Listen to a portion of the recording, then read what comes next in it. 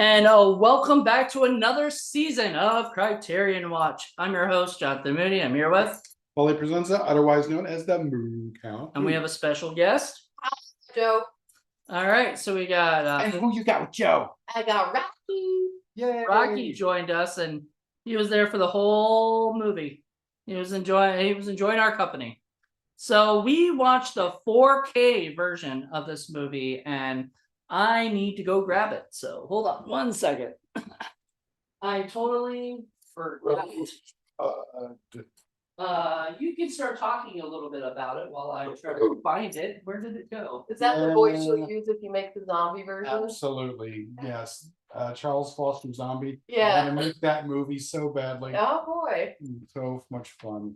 All right. It can have a big Z instead of a K.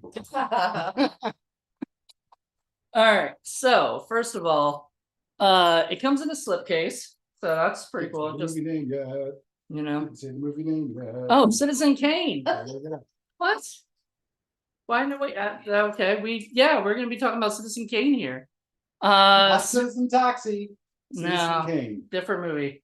But yeah, so probably well actually is the movie that's viewed by AFI as the best film of all time.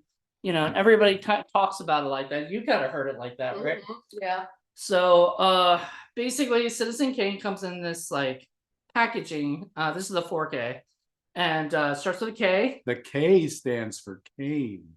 Ooh. And the K has Charles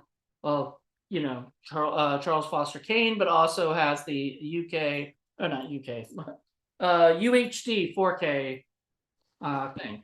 And there goes the booklet. So there's a booklet in here too. So, yeah, it has a lot of cool stuff in it. Then it has an A, and the A has, I think, what is it? Blu-ray 1 has the A. Then N, I believe, has Blu-ray 2, and the E has Blu-ray 3. Now, why would Criterion be interested in doing a movie like this? Why not? So first of all, it's a very amazingly well shot movie and well acted, and It's considered the creme de la creme of Yeah. cinema. I think if I'm correct, is this spine number? What spine number is this? Okay, this is spine number 1104, which is surprising because I could have swore that this was on Laserdisc for Criterion, but I'm guessing not. So if it was on Laserdisc for Criterion, it would have been like probably early, Criterion, right? Sure. That's how they started off, was with Laserdisc. But I guess it never got a Laserdisc. Didn't get a treatment until they up to 4K, Yeah, and then I don't know where the rights were for a while for this particular film, so I don't know. Yeah, RKO produced it, so But somebody else bought RKO, and I don't remember the whole story about who bought what and when. And how that all happened, I guess. Which is why I always was wondering about that, because like I said, there was a number of amazing technical production things in this film anyway, but the models, there were some just amazing models. And I'm like, they sunk a lot of money into the models for this movie. Where did those models end up going? Who's got them? Somebody, when they cleared out RKO, probably found them and either threw them away and burned them up. Yeah. Like just like the end of the movie. Yeah. But even I doubt it. Somebody recognized the quality of those and said, yeah, we can't throw this away. Or they auctioned them off to It somebody. could have been auctioned off, could have been reused. Who knows? But there's someplace. I know, like Universal had the set for Bates Motel and kept it, and everything Story behind for the Psycho. Love so to know what it is. and I'm not sure if they used it for the real set for the Bates Motel show, or whatever, but I wouldn't be surprised because it did look, almost like it. But anyway, the point is, like, this movie, had some very technical breakthroughs and stuff. The things that they did, nobody else was doing at the time. I was talking earlier about how I had heard that basically the times when the people are like overlapping over each other, because talkies had only been out for like a little over 10 years, by the time that this movie was made. So like doing stuff like that was still new and inventive, What year is this? say? 1941. It was.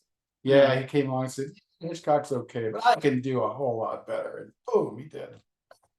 I mean, I don't know if I would go that far because there are some Hitchcock movies that I would prefer over this.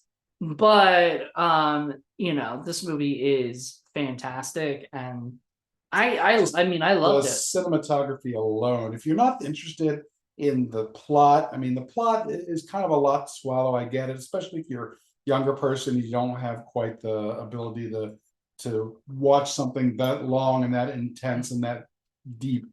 But if you're just watching it from a production point of view, just the cinematography is amazing, the lighting, the sets, Yeah. just We don't have great lighting here. oh my god, it was just amazing. Some of the dolly shots that were in there, especially like we all loved that one in the in the opera house, and you get to see the thing rising all the way up to the top. That was really well Well, done. and then it puts that great twist on it. It's like a super dramatic rising up, just so that you can see the workers go, "Oh, she stinks," you know. Right. Just for that Oh, one shot. That was That was great. Amazing dissolves. yeah. Just so many great technical shots in this film. It's just, if you were gonna learn the craft of making movies, this is a movie you want to check out. Trust me. Definitely. And I just made the lighting better. So Thank I'm you. trying to be Orson Welles in some way. You're so close, man. But this was your first time watching it. Yes, So it was. tell us about your reaction. So I have known about this movie forever, obviously, and I even had a roommate in college who was a film and video major, and she was obsessed with this movie, and I never watched it for some reason. I just too busy or something. So yeah, I just knew it had a reputation for being one of the greatest films ever made, and I hadn't seen it, so Yeah. Yeah, there's a camp in America that half, I'd say maybe half think that it's this film, another half thinks it's maybe like Gone with the Wind Or or Casablanca. Casablanca. Those are You the three that usually get talked about. Yeah. I prefer Kane over all of those. I really like Casablanca, and I just watched Gone with the Wind 2 years ago for the first time, and I was like, Yeah, I hate Gone with the Wind. it's Yeah. kind of just long, It's a too soap long. opera. It's a and boring soap yeah, opera. it's melodrama, and I'm not really. I don't know. I know our buddy Kim loves it, and if we ever do it for Film Freaks, because it is a very favorite of a lot of people. I might bring her on if she wants to come on. But aside from that, I know it's not one of my favorites. This movie I definitely would say is a better movie. Like this movie is yeah. a lot more fun. The acting is really well done. I mean, this was all Orson Welles' repertory theater at Mercury Theater. These are all people that he knew very well, worked with. So the chemistry between all of the actors is just amazing. They did the dialogue great. Everything was done really Yeah, well. everybody was exactly who they were supposed to be, and he really wants to be in your lap. I know. So yeah, and well, the biggest thing with the movie I liked was that it was Kane's ego was through the roof. Sure. Like, and the funny thing is we kind of learn more about him throughout the whole thing, throughout the whole movie. We learn all about his life, and in the beginning of his life, he was sort of, I guess, adopted by a guy who ran a bank or something. Thatcher.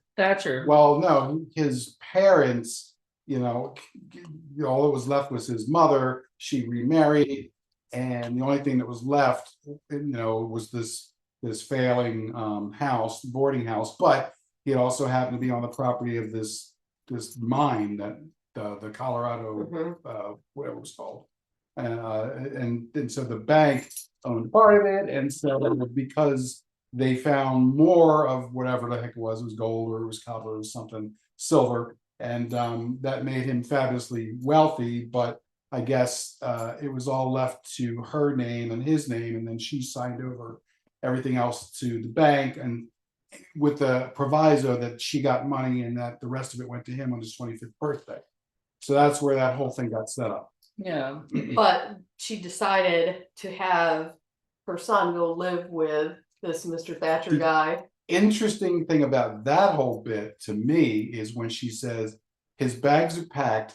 I've had them packed for a week already.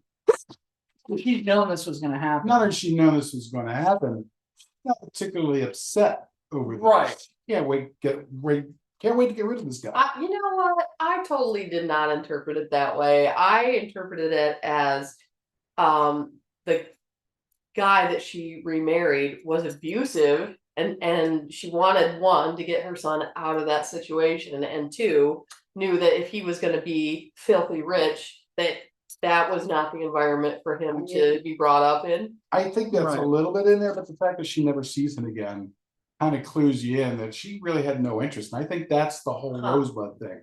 That's what the Rosebud symbolizes, is this love of from his mother. Like, yeah, that he never got from his family. He never got. Yeah, that's true. And it's that's all true. concentrated in this one symbol of his childhood that he thinks back to, and he thinks that if he can recapture that's going to fulfill his life. But you can't recapture that because it was never there in the first place. Right. That's what I thought when I, at the end with Rosebud, because everybody in the world wants to know throughout the whole time. By the way, there's spoilers for him. Yeah. Everybody Yeah. knows.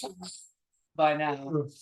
But anyway, Rosebud is the slut. And the thing with the idea is that I think that was the time when he was like pure happiness. That was the greatest he's ever, would ever feel, is going down using that sled at that time.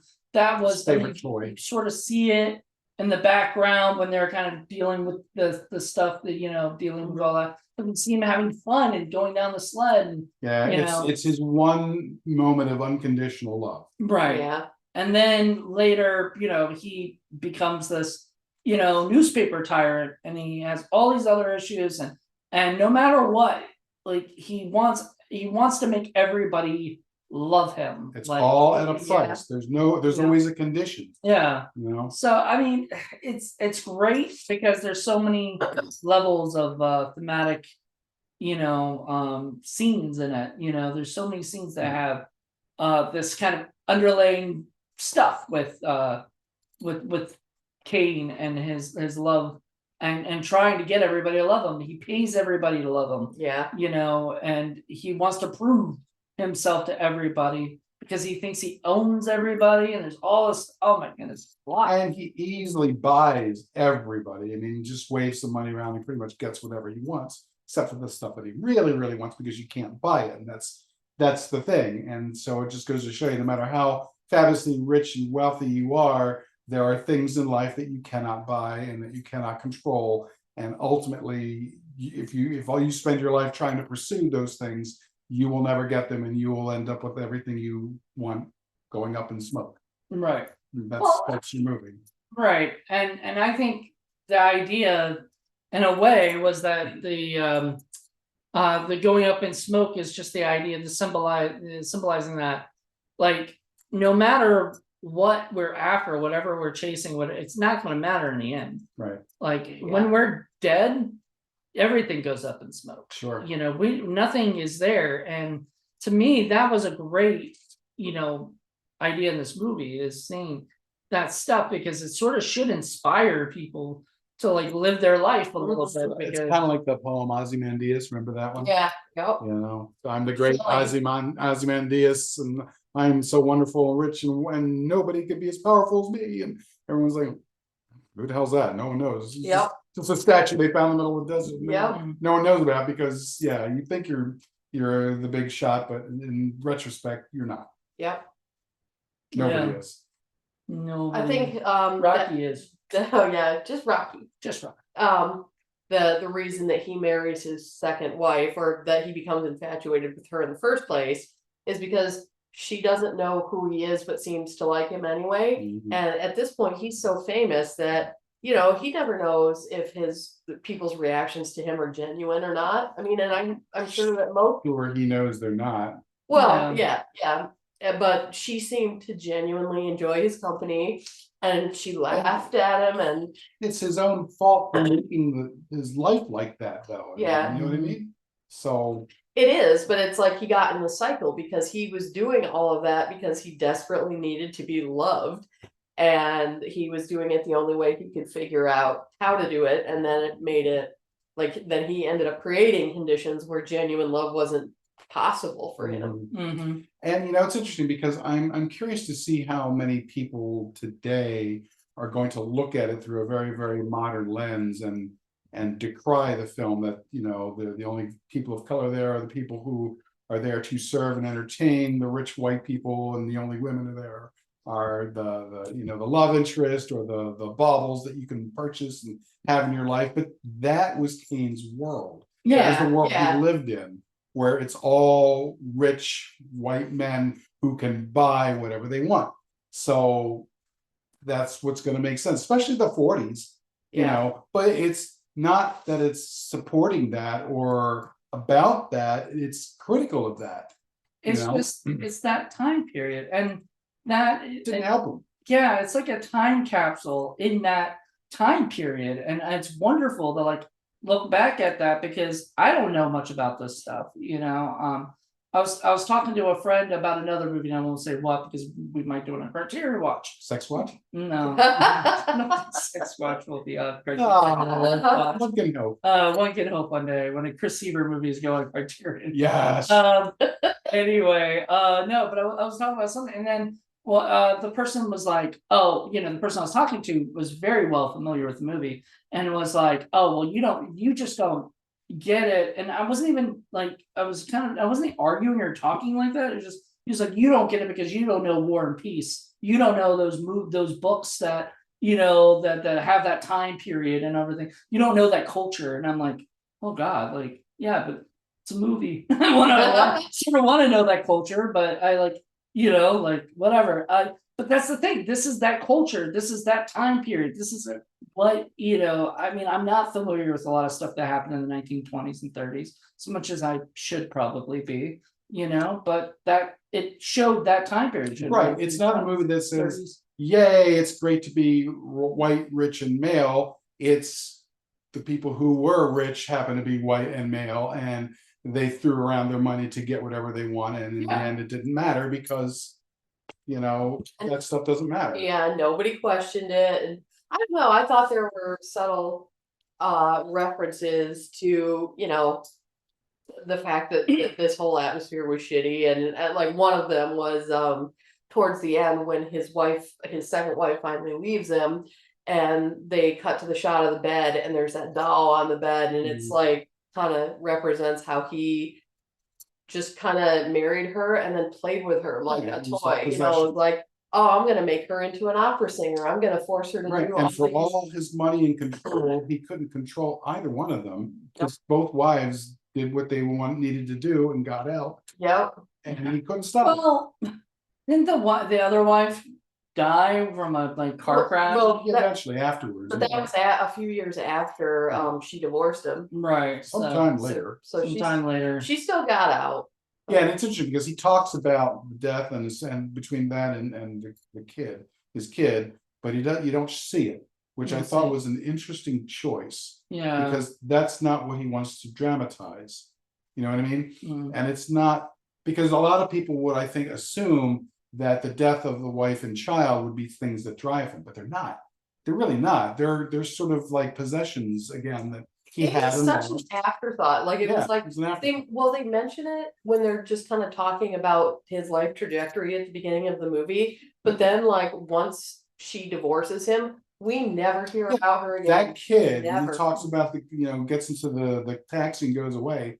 You never hear him again. Yeah. From his lips. It's like he never existed. Yeah, it's because he doesn't care about anything that has happened in the past or whatever. He's only focused on what's going on at this particular moment. And how it affects him. him. So like there's a part where she's a singer, quote unquote singer, and we're all laughing about that. But one of the guys had pointed out, Leland, I think it was, pointed out the fact that, you know, he made her, he made her become an opera singer on purpose because he just wanted to get rid of the quote unquote singer part.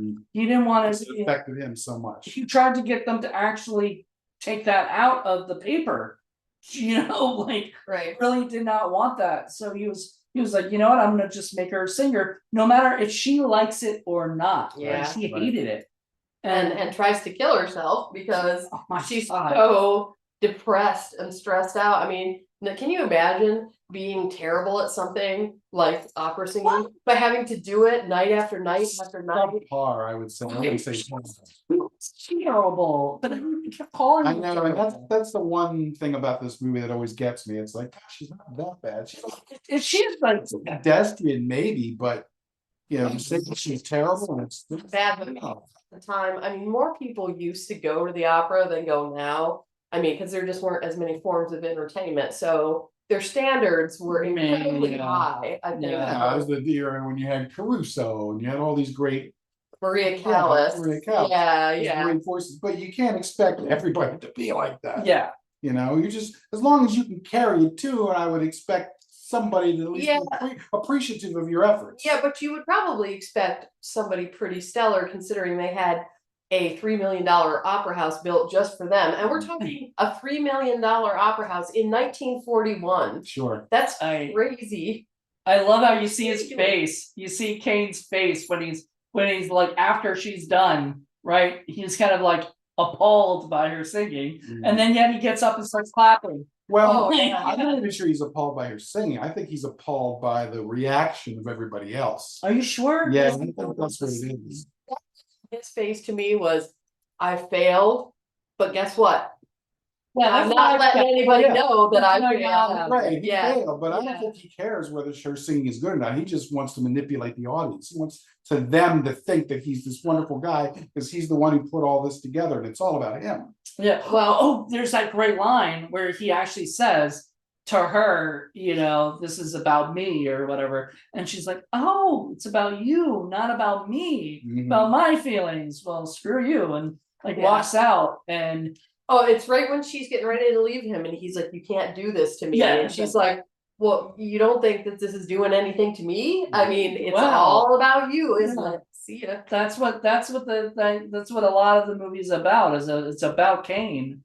You know, His it's not. colossal ego. Yeah. And it's all because he didn't get love when he was a child. Yeah, That's so it was so like such a big thing in the movie that it became the title of the movie. And It's all about him. the really sad thing is just the monumental waste of money on stupid things. by Yeah. just one person to feed their ego, and you know, all that money could have been used to public good, and instead it was frivolous and wasted.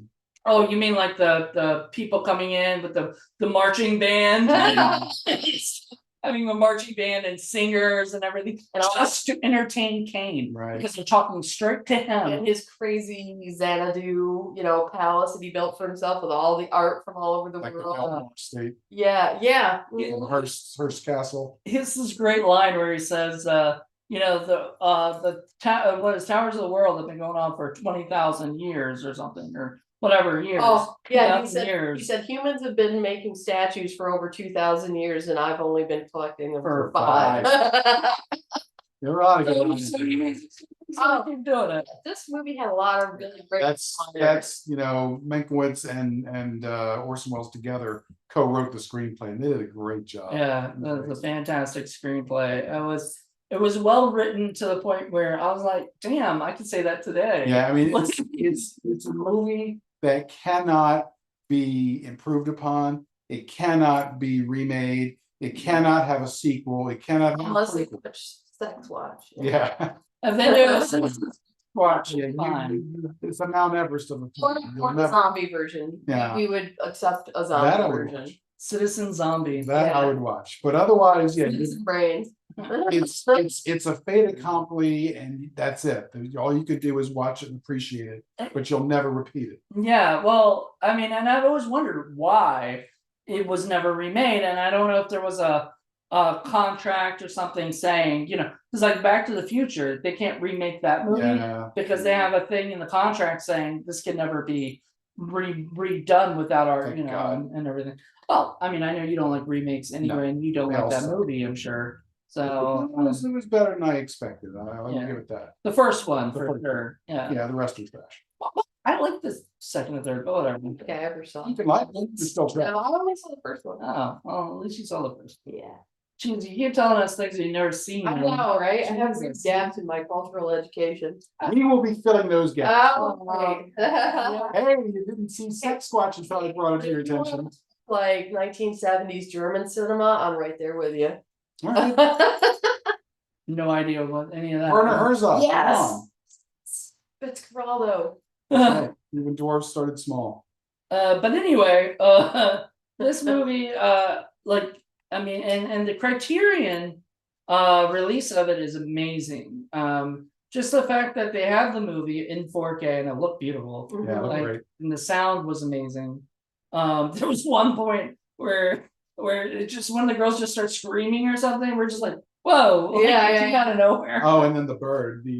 That's what I'm saying. There was a bird. The bird just starts, and then there was a woman that screamed. I guess that Oh, we the were like, picnic. you were wondering. Yeah, we never figured out. The wackadoodle huge expensive picnic. And it sounded like somebody was getting murdered outside the tent, and there was never an explanation. For Yeah. that. I guess the party was just getting kind of wild. But I mean, it just goes to show you that, these two people are supposed to go on a quote unquote picnic, and it's this big, massive production that involves 20 cars full of people. And the only people who are having fun are the people who are there to provide the picnic. Mhm. And the two people that's supposed to be for are inside arguing over nothing because that was their life. Yeah. No. Sad, very, very sad. Just goes to show you, just because you have money and power doesn't mean you have anything, Mm-mm. So there you go. Yeah. Empty lives.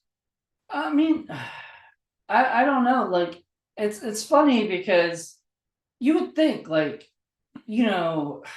he should be happy, right? Should be. Should be, but he's not. He doesn't. He has something that's like, He's deficient. yeah. There's something that, and it goes to show you, money can't buy happiness. Money can't buy it, but and people loving you and adoring you is not gonna make you less lonely. Yeah. What is going to fulfill those things is just something deeper than that. And for him, it was Rosebud. Yeah, That was the only thing he could. He is a flawed human, and he chases his flaws, and he can never fulfill it. He didn't talk about Rosebud to anybody else. Nope. Like, he kept that private. Yeah. And so, like, nobody knew that Rosebud was the sled. And nobody would even understand it, even if he did. So Yeah, they'd be like, And okay, it's a sled. It's not like it was something that he thought about his whole life either. It was like at the end when he realized that he lost everything and never fulfilled the needs. and he had no one to talk to anyway. His friends weren't really his friends. Yeah. The women that he married weren't really done out of real love. It was more like, getting people to love him as opposed to loving them. So he never had a close confidant or someone that he could talk to about it because he just wasn't that kind of person. Even the guy that wrote the bad review of his wife. Leland. Leland. He even said, he's like, oh yeah, I was his friend. I mean, well, if you ever had a friend, I was it, And Right. like even he would admit that he probably never had a friend, a real friend. Yeah, because he had no idea how. Yeah. You know what I was really disappointed with was the at the end of the movie, they said, did you ever find out what Rosebud was? And the guy said no. And then they go, did you find anything interesting about him? Go, no. And I'm like, what, are you kidding? What if you just watched for 2 hours? This is interesting. And the thing is, and that's why we go all the way back to the mom already having his shit packed up, because she knew. Mothers know. She knows that there's something deficient about this kid, that he can't, there's nothing in him that has real love. Well, So you messed up before. I do. Because I thought that he got messed up because he was abandoned by his parents at such a young age, and even though they were trying to do it to better his situation in life, what he really needed was love from his parents and didn't get it, and it screwed him up. Well, I think that he didn't get it because I think she recognized in him early on that he was missing these parts of him. And if they were going to end up getting money, whether she wanted it or not because of this, then she might as well go through with it and get the best result that she could. And then he was going to go on and be rich and famous anyway, so it didn't really matter. Right. Well, there was one bit where I guess it was the second wife was talking to him about mother's love or something, being whatever, and he was like, oh, I know all about that or something, which he didn't. It was like one part. I'm trying to remember. Hey, shh, throw me off. Come here, Rocky. But that's the thing. Like, Rocky he didn't is know. providing commentary. I know. So you're He wrong. said there weren't enough dogs in this movie. I know there was. Oh, you're so right about that. Well, it was- was a different world in the 40s, Rocky. Yeah. They discriminated against your kind. I know you're kind of hard to train back then. I think. Hard to train now. Yeah, well, even harder to train right now. Come on. You can do it. All right. Climb those steps, Rocky. Da-da-da. Jeez. But yeah, I think that was the thing with them is he didn't have the love of a mother like some other people might have. Yeah. Grew up with him. It's fine. He's just caught. So he I think that was a big twist with them. And then there was all right, guys, stop paying attention to the dog. Pay attention to focus. We're talking about the greatest movie ever made, and what holds our attention? Yeah. If Lenore was here, that's all that'd be, see, she used to be on Criterion Watch a lot too. So she used to love this stuff. But yeah, so I don't know. I always felt like this when I first watched this movie, I remember going, well, I don't really care about the newspaper stuff, the tycoon stuff. But like this is the second time I've seen it, and I bought it on 4K because, well, I mean, if you're gonna get the movie, you should really get it on 4K. And all I could think about was,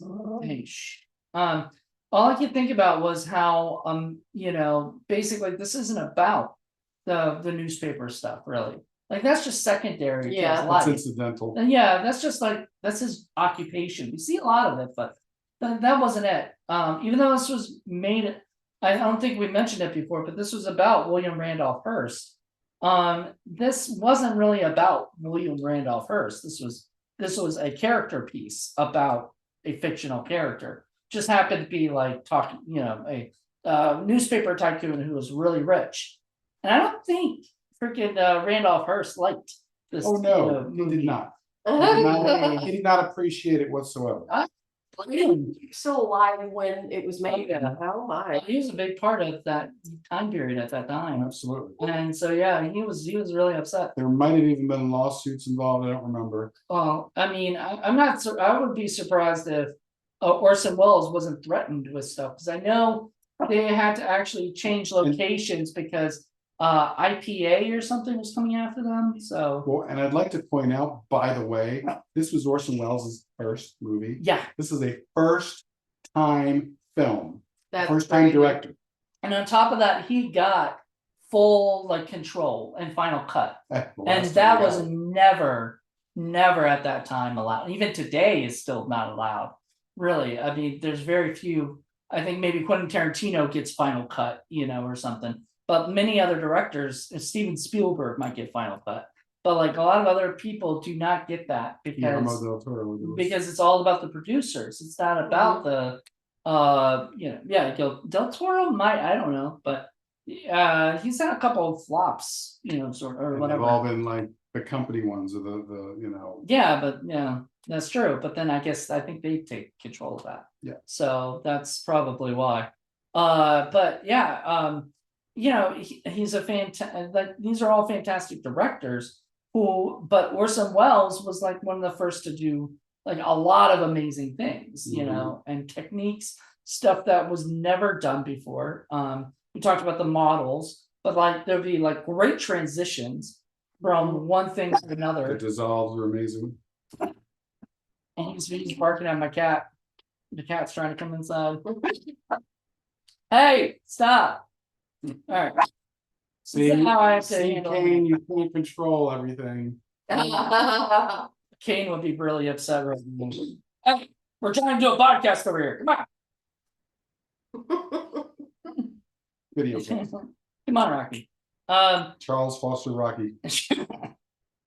But now it's one of those films that I'm very glad I got to see it on 4K. I'm very glad I got to see it with people, and especially people who appreciate art. When I watched it with my dad, we just it just didn't connect with us at the time. I was in my early 20s, so that also might be another thing of like, I think, because of my age back then, I wasn't really into this, I wasn't in this time period and these kind of movies. Now I really am, especially with Criterion Watch and Film Freaks and watching all these great films, gives me a chance to see something that I wouldn't normally watch, Well, I think it's harder when you're younger to appreciate a film like this too, because when you've lived so many of the experiences that you're seeing on the screen, it is going to resonate with you a lot more. Like, how many 20-year-olds understand how it feels to have tried to control your entire world and watched it crash and fall apart? Until that actually happens to you, which it does to most of us at some point, you can't really feel it on the same level. And it's a movie that enriches your experience every time you watch it, at least as far as I'm concerned. Every time I put it on and watched it again, I'll pick up something new that I hadn't noticed before. It's one of those kind of movies, especially someone like myself who I see everything in the background.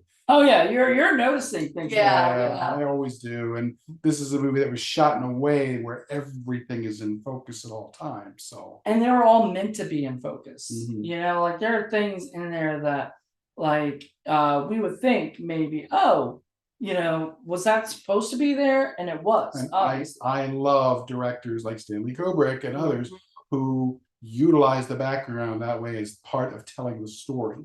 It's not just crap that's floating around back there. It's there for a purpose, and I appreciate that. There's a point to every shot he makes. It's not just, let's just put these two people talking and that's it or whatever, which, if that's what the focus is on, two people talking and that's what's important, good. But like a lot of times people really don't think, and even I as a filmmaker am working on that, where I'm trying to do stuff where every shot makes actual sense, for everything. But it's hard because I know Orson Welles and I know this, and most people aren't Orson Welles, like you know what I mean? Like most filmmakers can't get to this level of auteur. Although Tommy Wiseau thought he might be a little bit. Moody brought up the point that at the end of the film, after his second wife has just left him and he goes into a rage and he tears apart her bedroom and throws everything and breaks everything, and Moody's like, get down here, pod. There's a scene in the room where Tommy Wiseau's character Johnny is upset that his girlfriend has left him and everything, just starts tearing everything down, just destroying everything, just like Kane. And just like Kane and that movie. And I was like, wait, is this his citizen Kane? Okay, and so then our consensus was, don't reference a great film in the middle of your shit film. Yeah. I just never Orson Welles didn't show us his butt like in Worms. But he did act in it, and he did produce, he did direct, he did write, he did everything. Just like but he did everything just like Tommy did, except he didn't go writer and then another card producer, another card executive produced by, which you don't do, produce and executive produce, is just one or the other. And he didn't do you're directed, like all different cards. This man was smart enough, you pointed this out, that he had at the end of the credits, he was listed as Kane at the bottom of everybody else. Not at the top where he technically should be, because he is the star, right? That's generally the thing. But he did that, and that goes to show that Orson Welles himself didn't have the ego that Kane did. And I don't even know if he did that on purpose. Like that. Like, oh man, I don't want people thinking I've got the ego. Well, I think I don't know that much about Orson Welles, but you know what? I kind of bet you wrong on that. He was interested in spreading the wealth amongst his Mercury players. He really wanted his Mercury players to get the deference that he thought that they deserved, and they did deserve quite a lot. They were fantastic. They were fantastic. They were all fantastic, and that was kind of, in my opinion, his way Agnes Moorehead was making it so that it wasn't all about him for this film. Possibly. I'd be interested to read a biography of him or something, though, because I could totally see him making this film and being like, I'm a little bit like Kane, This is aren't my I? Citizen And, like, Kane, isn't I it? might be, Wait. this could be me when I get to be, 60. Well, you know what? Instead, he was It's a war- popping Paul Masson wines. He made in a the 70s. film to his future self. Don't get like this. Yeah, don't get like Yeah. which is great.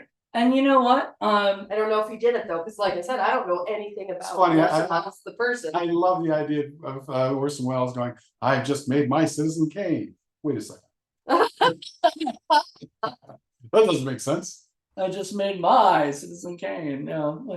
And this was, I mean, he's done some great movies. Another movie in the Criterion collection is Magnificent Ambersons, which I own. I haven't watched, but it is not the director's cut because there is no director's cut because the cut he ultimately wanted to make, he couldn't because the footage that he wanted in the final film was actually somewhere else.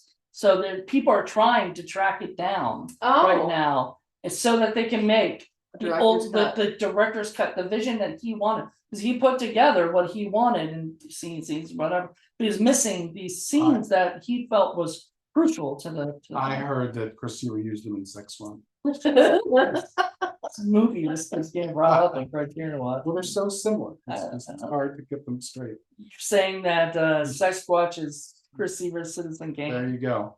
My favorite of his was always his version of Macbeth. I've always loved that version of Macbeth. It's one of my Macbeth? Oh yeah, I have to show that to you. Is that And yeah, I well, bizarre. it's gorgeous. It's one of the darkest movies you'll ever see, but it's brilliant. It's so well done.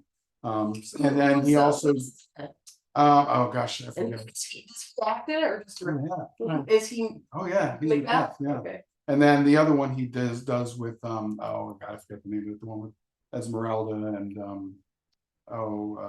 well, Touch of Evil is well, Touch of Evil. No, I'm talking about the other Shakespeare movie. He did a number of Shakespeare Othello? films. Yeah, Othello. I have Othello as well, which is also really, really good. They're both kind of like somewhat damaged masterpieces, I would say, but they're both masterpieces in their own respects. So yeah. there you go. We can definitely do more Yay. Orson Welles movies, if not on Criterion Watch, then On definitely Film Film Freaks. Yeah. So for yeah, sure. I've been, Macbeth especially has been on my list. So at some point. But yeah, like Orson Welles was not like my favorite film director. I hate to say I still like even this movie is great, but I still love almost everything Hitchcock has made. And I think Hitchcock has made more movies than Welles has made as far as directing. But Welles has acted in far more than he's just directed. So he's a fantastic actor. I just always love like seeing old stuff from him, interviews or his films, or whatever. And he had a great rich voice too. So Yeah. and that comes from his radio background because he started off doing War of the Worlds.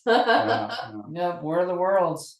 H.G. Wells's, Orson Welles's War of the Worlds. Yeah. I always thought they might be related, but they're not. It's a common last name, I guess. Is it? Wells? I don't really know that many Wells. Rosemary Wells. She wrote a lot of children's books with little bunny rabbits in them. Okay. Oh. And there are a lot of Welleses out there, but I don't really know that many. But yeah, it's just such a fantastic film, and I'm glad you got to see it for the first time. I like after all watching it, is it something you'd want to one day like own yourself or something? Totally, yeah. It's not one of those movies where you would like watch it again and again and again just because it's fun or anything. You would watch it again like maybe a year or two later and go, all right, let's watch more carefully. Or turn someone onto it that hasn't seen it before. Yes, Right. exactly. But, exactly. So talk a little bit about the Criterion version. This comes with some extra fun stuff, right? Some good commentary. So 3 commentary tracks, one by 2 historians. Let me grab that. One is Peter Bogdanovich, one is Roger Ebert himself, and then I don't know who the other 2 are. Yeah. So all right. So it's got a new 4K, obviously digital restoration with uncompressed monaural soundtrack, one 4K UHD disc of the film presented in Dolby Vision HDR, and 3 Blu-rays with the film and special features. So that's pretty cool. That's got 3 Blu-rays. 3 audio commentaries featuring Orson Welles and scholars James. Featuring Orson Welles scholars James Nairmore and Jonathan Rosenbaum, filmmaker Peter Bogdanovich, and film critic Roger Ebert. The Complete Citizen Kane, 1991, a rarely seen feature-length BBC documentary. I watched some of it. It was really interesting. New interviews with critic Farron Smith Neame and film scholar Raquel J. Gates, 2 video essays by film scholar Robert L. Carringer and filmmakers David Cairns and Randall William Cook. New program by film scholars and effects experts Craig Barron and Ben Burt. I've heard of Ben Burt, I think. Interviews with collaborators of Wells. Hey, Rocky, come on. Let's not do this. As well as film professionals who have been influenced by the film. New documentary featuring archival interviews with Wells, television appearances by actor Joseph Cotton, The Hearts of Age, a silent film made by Wells as a student in 1934. That's cool. We might have to do that for a short film Saturday. Television programs featuring appearances by Wells and the Mercury Theater producer John Houseman, actor William Allen, and collaborations with Wells. Mercury Theater radio plays. Got the radio plays from That's it. cool.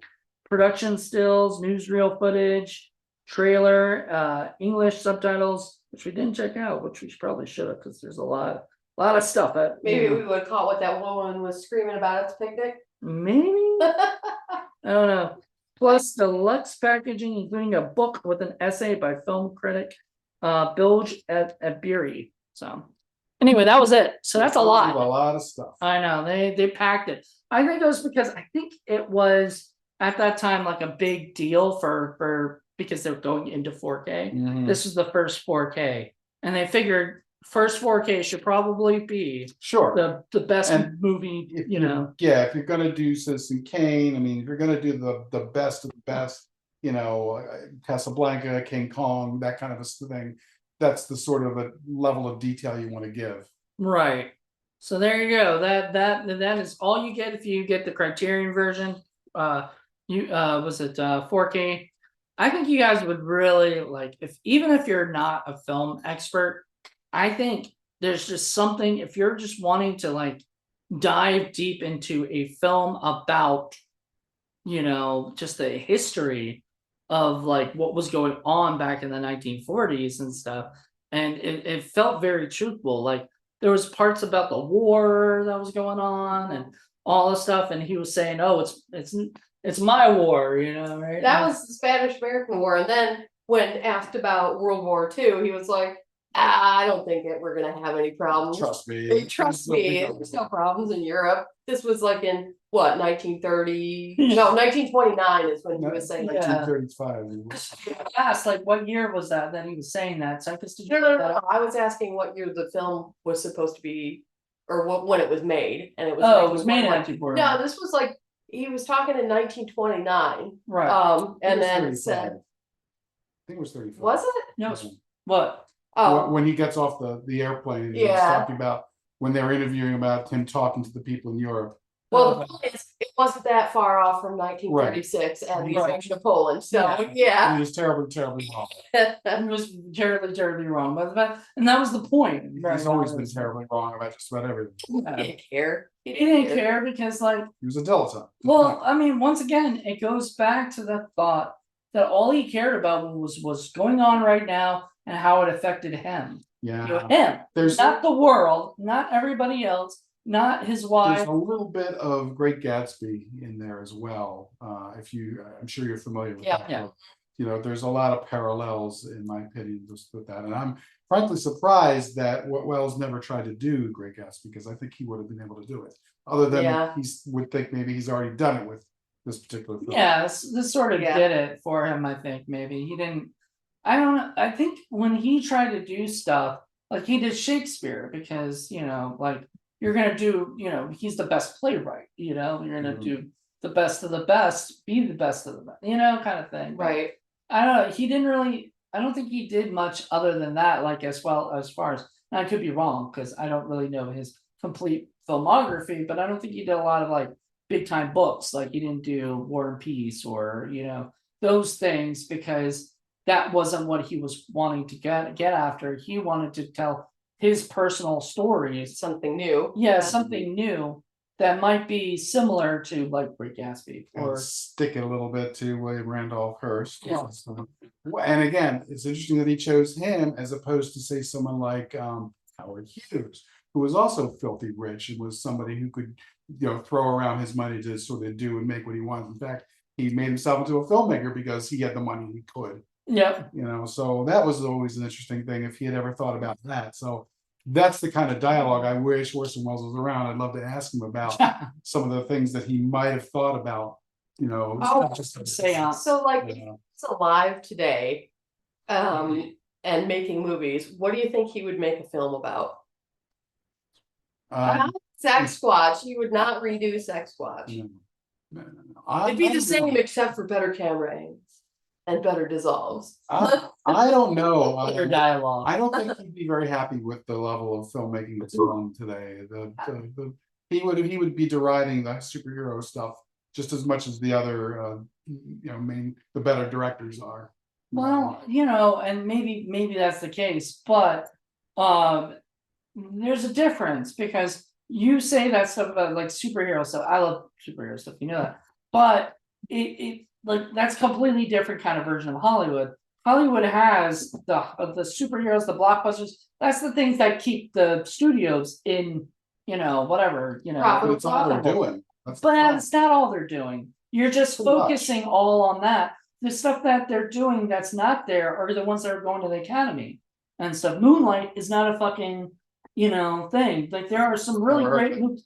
You ever heard of Moonlight? Whoa, I even know that one.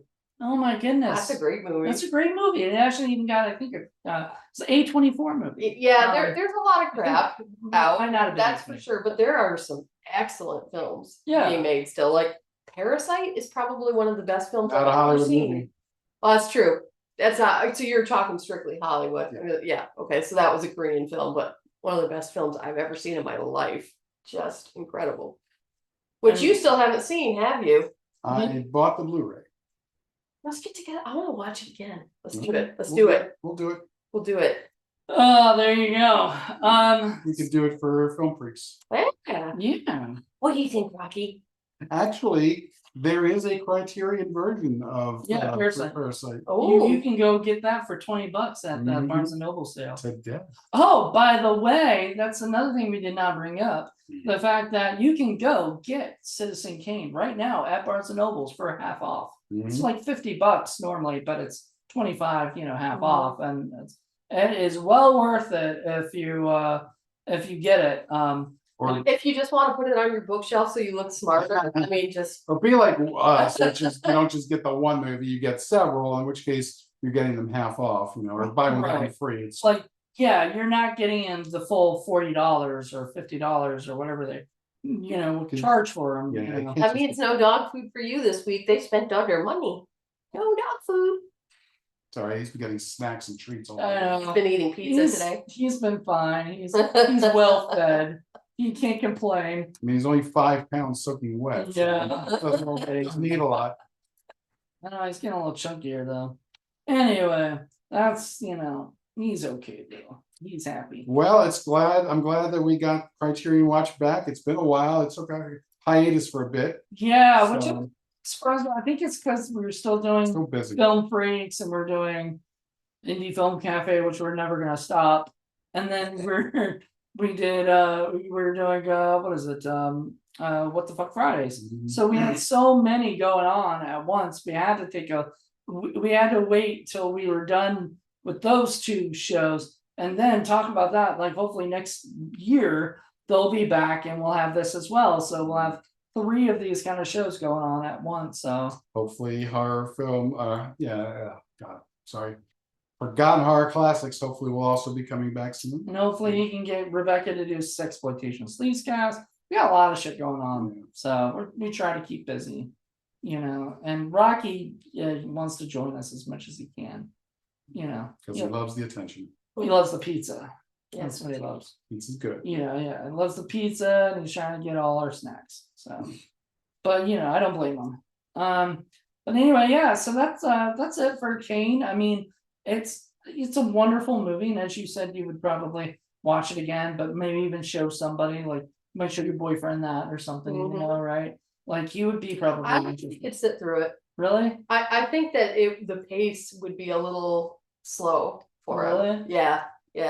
He doesn't like the older stuff that much because he's not so much into the psychological drama. He really likes intricate plot and like where you have problems you have to solve. You're trying to solve a mystery or something like that. He needs to be more active. Rosebud was. That was all right. Yeah. Which the funny thing but is, that's not like you could solve it or something, right? Because it's not like they were dropping clues around and you could.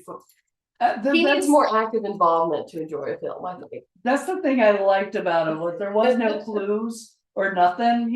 It was like they would ask the people, do you know anything about Rosebud? No, but let me tell you the story that I know. Yeah. And then it'll go to the next person. Oh, you should talk to this person. So let me go to this person. Go to that person. I will tell you the story of my life. Rosebud is besides the point. It's just it's just a device to tell you about. It's MacGuffin. Yeah. It's to tell you about Kane and these people and their relationship to him. Yeah. Or the lack thereof. Exactly. So it's like everything you need to know about him, you pretty much learn through talking to all these characters. Yeah. I mean, you don't really need to know what Rosebud is to understand what's going on. It's this dude needed love and he didn't get it. One last little thing I'd like to mention also, and we talked about it a little bit. The makeup was amazing. Oh yeah. Wow, what great makeup to Yeah. be able to age these characters. Fabulous. Yeah, I didn't realize that as early as the 40s that they would have, prosthetics and that the level of makeup that it didn't look like some dude wearing a bald cap.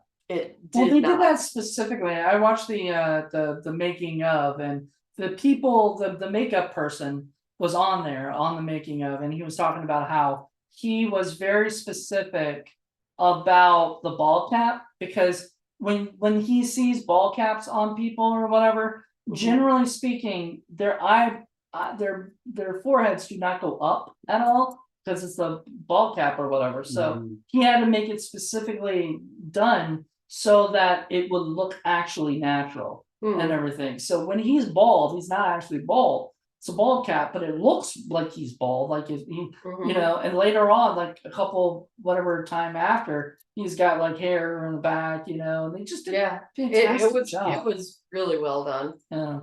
Yeah, the other thing that also kind of reminded me a little bit of, and I don't know whether you guys have seen this movie, is There Will Be Blood. Just the idea of this guy becoming so Anderson, right, so wealthy and powerful that he just loses himself in this bubble of his own reality and just doesn't understand other human beings and doesn't be able to react well with them. There's some similarities in that too. It's similar time period, just different place. It's another really excellent film.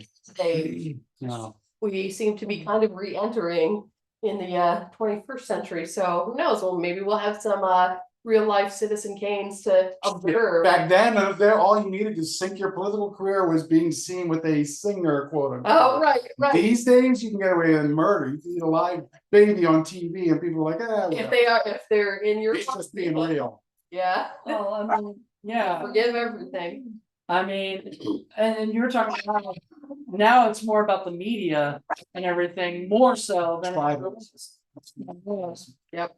So we noticed a couple of things that made us really think of modern day politics, like when he loses the governor's race and they're looking at the headlines for the paper and what they're gonna run the next morning, and of course they go with the one that says Election fraud. that there was election fraud. Yeah, we were like, oh, that sounds familiar. It's fake news. It's all Fake news. I mean, you could watch this movie Yeah. today, and because it's about the 1920s, and think about 2020s, you know, like it's weird. We kind of circle back, you know. Yeah, in 100 years, we haven't learned a whole lot, which is very sad. I think Rocky's trying to tell us I something. think Rocky's it's time to end this thing. I don't know, but hey, Rocky, come on. Good boy. Good boy. You will Actually, continue listen. your singing. Yes, you Yeah. will. Well, that was another thing is he kept pressuring the girl to singing when she did not want to do it. So anyway, you stay there, Rocky. Be good. yeah, she of all the characters in the movie, she's the one I felt the worst for because she never recovered from that. Like No. you see her years later, when Kane has died, and she's just in a club, just so drunk, you know. Yeah, and she clearly just, even though she left and she thought she was asserting her independence, it destroyed her. At first, we meet her first, and she does not want to talk to anybody at all. She's like, "Get out, get out! I just don't like this. Is too early, too soon, you know, too soon." And then later, she's like, "I'll tell you everything. Fuck it, you know? Yeah. But get this straight. You know what? If it'll help you figure out whatever about him, because she could never figure out anything about him. Right. Yeah, he never. He was a hard, you know, shell to crack. Oh, we forgot to mention one thing. I guess this is what we'll end it on. But that scene where the Leland is typing up the bad review, Yeah. and falls asleep. he falls asleep drunk, and Kane pulls it out and reads it and laughs and says, "I'll finish it just as it was," and he As does. intended, yeah. And then she's all yelling, "How could you let them?" And he never once even mentions that he co-wrote it. Yeah, you know? yeah. He's referring to the scene where she has her opera debut and the critics pan her, including Leland, his friend, and he starts writing this terrible review, but then falls asleep drunk at the typewriter. And when he wakes up, he sees the papers gone. He's like, "Oh, I knew he'd never let me punish it or publish this." And Bernstein's like, "Oh no, he's finishing it. Go look." And then Leland's like, "Well, I guess, you know, I didn't know if we were talking." And Orson Welles goes, "Oh yeah, we're talking. You're fired." And then he fires him, but sends him a But he's still- $25,000, I guess, bonus or whatever, or like a Severance. Severance.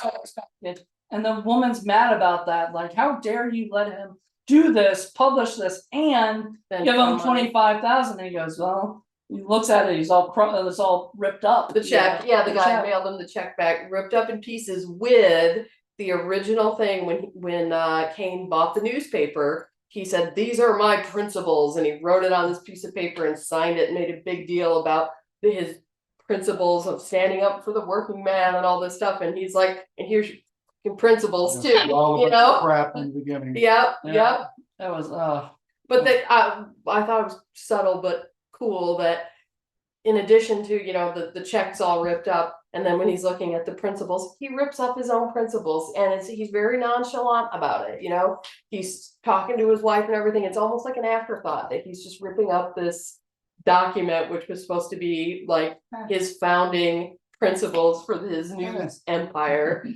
Like, Here. yep. all right. What do you say, Rocky? Are you done? It's like, give me attention now. Are you done? You know, it's just, he loves Paul, man. He's like, and Paul loves him, but Paul is just like, oh my goodness, too much, too much. Dogs just love me. I don't know what it is. Pete, Well, what are you doing over there? You done? are you like we're done? Oh, yeah. Look at him. He's like, pet me, pet me. Yep. All right. Well, thank you guys so much for checking us out. Join us next month for his episode. I don't know what he's gonna pick, but I bet it'll be a lot of fun. And because Criterion barely ever make. There's only been like 2 movies in my collection so far that I have not been like, you know, I've not been into. And I bet if I watch it again, I might. But the first one was The Big Chill, which I was not that into. And the other one was The In-Laws, which I thought was going to be hilarious, and started watching it going, I'm kind of bored by this. So I might need to rewatch them and see if maybe my taste had changed at some Big Chill point. doesn't get any better. Really? Aw. Oh, that kind of sucks because I love Lawrence Kasdan. So, oh well, but it's one of those things where I was happy to have it. There's a really famous scene in that movie, and I got to see it, actually see it, in the film and whatnot. So I'm happy, but aside from that, it wasn't. Am I going to get rid of it? No. Keep it in my collection because I want to have all the. We want to have all the Criterion. Don't we? You should do. Yeah, that's exactly what Rocky was saying. Yeah, Rocky was like, your collection needs to be cataloged. That's what I've been doing. I've been working on that, right, Rocky? You've been yelling at me. Some serious metadata. He's been yelling at me because I've been doing Like I that. said, Because I've I've been been- attention to him. I've been getting the stuff that I need, but not necessarily all the ones that I want. Right. 400 blows. Do I want it? Sure. Do I need it? Maybe someday. Maybe someday. Yeah, when you want all of them, like me. Well, I Just, don't want all of them. It's Like what me, the one ones day I you'll want. change your mind. It'll happen. Maybe not. He knows he can come over and borrow them from you. It's true. Well, there are some titles on Criterion that are movies that I've seen that I don't particularly care for. Yeah. I'm sure. Not any I don't interest think in I getting know some of that them. many of them. Yeah, because like he's not into stuff like The Breakfast Club, was which is alright. Criterion, which is a great movie. I love it to death, but I don't know if it's Criterion. Like, Yeah. I always think of older films. It's not a bad movie. Uh, I don't dislike that movie. I just don't know that I would get the Criterion version of it. I don't need that. right. But I think if I had the choice between the regular version and the Criterion, I would choose the What Criterion. is- Like, No, like what is the criteria to be a Criterion? well, it used to be the creme of the creme, Creme de la but creme, it's kind of basically. expanded beyond that. Oh, Yeah. Because I was surprised when you said some stuff like The Breakfast Club, which I know is kind of like a modern classic. Yeah, and then sort you of, you but got The Graduate. I've seen it. It's a kind of meh movie to me. It's probably nothing I would ever own. Don't tell John Ward that. I know, he loves it. That's his favorite movie of all time. It just doesn't do anything for me, really. And that is one we are going to do this season. I'll give you a sneak peek. We are doing The Graduate. Now, I don't know if it'll be with Paul. I know John Ward will be on. There you go. You're So it welcome. might just be me and John Ward talking about it. But if Paul may come on, who knows? We'll see. It's like, We'll see how busy things are. Especially I if we just start saw going. that came out of it. Oh yeah. I actually quoted those things, and somebody thought I was like depressed. Oh, She says like, "Hello, darkness, my old friend." okay, that's a different song though. That's Yeah, that's not Sound the- of Silence. That's like Mrs. Robinson. But that was throughout Graduate. Yeah. That song, the sound, Sound of Silence is in The Graduate. like 3 times. I didn't realize that. I Oh, yeah. think thought Mrs. Robinson was. No, Oh, Miss okay. Robinson. There's a bunch of Paul Simon songs in that. They did the composing of the music. Yeah, it's great. Cool. Great. So It's been a long time diverging again. since What? I watched. We're diverging. Oh yeah, we're supposed to be done. I Rocky's guess. falling asleep. That's right. No, Rocky's like, I've been done like 20 minutes. All right. Well, thank you guys so much for checking this out. Join us next month for a brand new episode. And until then, go to Barnes and Nobles and get the Criterion sale, because there's a lot of great stuff out So there. are you gonna come back and watch a movie with us? Oh, of course. Yes. Yay. Even if it's not Criterion, we got you on Film Freaks. for Yeah, that's sure. right. Or, I'll do a little- other stuff. And Indie Film Cafe. And possibly the Oh, Forgotten Forgotten Horror. Heart Classics. Yeah. There you Yeah, go. so there you go. She might be the new co-host. I like the old dark stuff. So Yeah, and he definitely needs somebody who's going to be there, like, semi, regularly. Once a month. It's all we At need. least, Yeah. yeah. All right, well, thank you guys so much for checking this out. Rocky says bye. Who'd you, Rocky? Like he says, pet me and feed me. Wayne Rocky. Stupid humans. It is about his dinner time, so I think he is going to get a little antsy for that. He knows his He's schedule. angry. Yeah. All right, All bye right. guys.